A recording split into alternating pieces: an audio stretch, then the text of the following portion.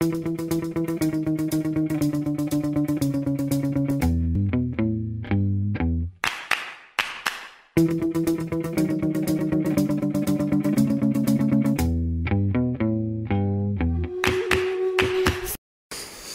pour qui?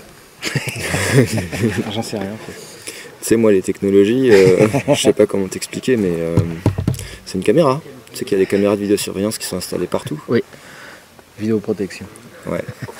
Ouais, vidéosurveillance, vidéoprotection. C'est difficile à croire qu'un objet aussi petit nous... Je suis en train de répondre à ta question. C'est difficile à croire qu'un objet aussi petit peut nous surveiller ou nous protéger, quoi. D'ailleurs, pour l'instant, ils ne le font pas. Il y a des études scientifiques qui disent que les caméras de vidéosurveillance n'ont aucune efficacité réelle.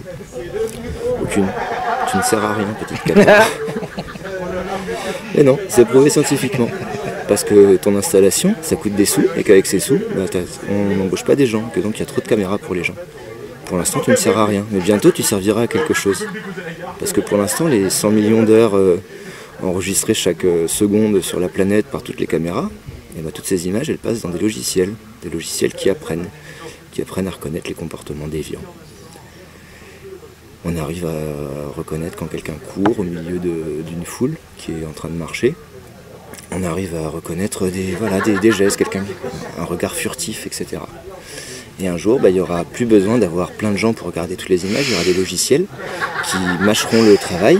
Et résultat, une personne pourra effectivement surveiller 4000 ou 5000 caméras, puisqu'il aura déjà plein d'esclaves artificiels qui feront le boulot. Donc Macron, elle parle de ça en fait. On est en train d'aller vers des démocraties de contrôle absolu grâce à la science. Tout ça, c'est sous-tendu par le scientisme, le transhumanisme. C'est nauséabond. Et comme moi, je suis scientifique, et ben...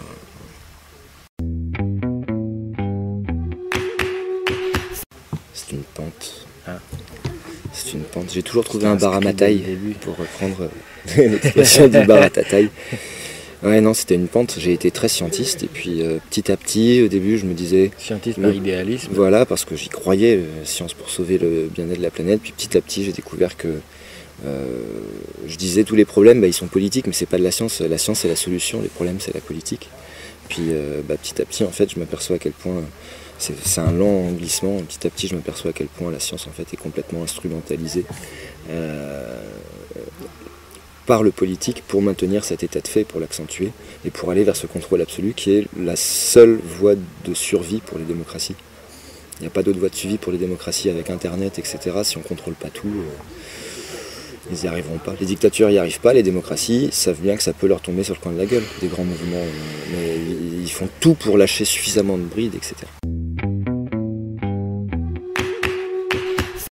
Je pense que les scientifiques, il y a une partie des scientifiques qui sont profondément attirés par le formidable défi intellectuel que représente l'activité scientifique, la recherche, qui est effectivement intellectuellement une des façons de s'éclater avec son cerveau. Et ceux-là ont le même taux de politisation que le reste de la société. Donc ce qu'on peut faire de leur découverte, ils s'en branlent, quoi. Et puis il y a l'autre partie des scientifiques, ceux qui ont fait ça comme moi, parce qu'ils étaient scientistes. Je pense tout simplement qu'ils sont en faute professionnelle.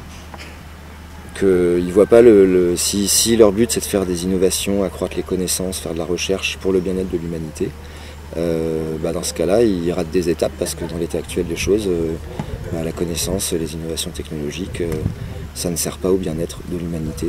Il n'y a pas d'équivalence, il n'y a pas d'implication.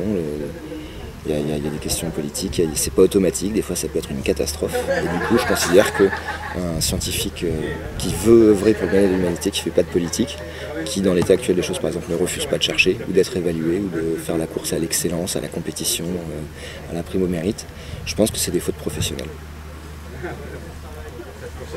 Voilà.